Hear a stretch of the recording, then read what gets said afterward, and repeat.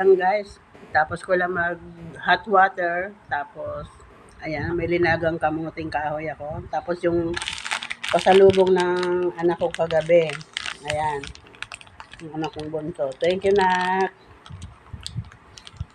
Thank you, anak. Bunso, Janmel, Rayala. Ayan, Camparicio.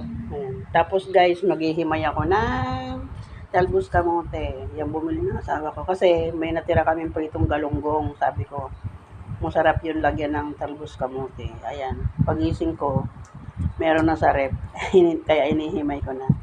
Nagsasaing na rin ako guys para kasi yung hugas bigas yun ang pangsasabaw ko dito.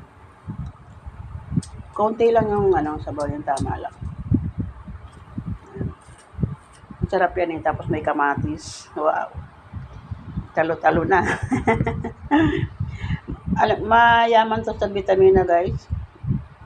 Kung sa mga sa halaman dagat mayaman sa vitamina, mayaman sa iodine. Ito naman yung talbos kamote, mayaman din to sa iodine, kaya magaganda to sa mga may glitter. Mali yung kasabihan na ang talbos kamote daw ay pandagdag ng dugo. Hindi po ganon. Marami pong benepisyo ang makukuha dito. Kaya ugaliin natin kumain ng talbos ng kamote. Ayan. Tapos may yung ensilada pa akong pansit-pansitan. Meron pa nga, sabi ko nga, lulutuin ko yon, igigisa ko, yung half cook lang. Sabi ng asawa ko, mawawala na daw yung nun. Hindi, konti lang naman yung sabaw. Parang lang siya. Tapos, lalagyan ko ng 4 cubes, tapos may sutang ko na ako dyan, lalagyan ko. O, diba? Ang dami kong alam. Sabi gano'n na.